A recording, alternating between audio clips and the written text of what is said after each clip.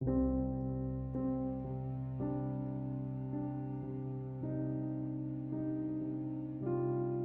enable or disable Find Mobile Google Location service in Samsung Galaxy S10. Open Settings. From a home screen, swipe up or down from the center of the display to access the apps screen. Tap Settings.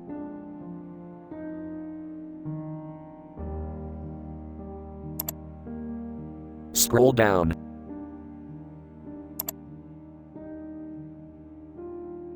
Tap Biometrics and Security.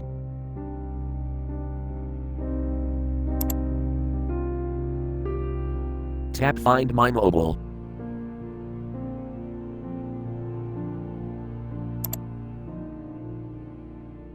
Tap Google Location Service switch until blue to enable, or tap until gray to disable.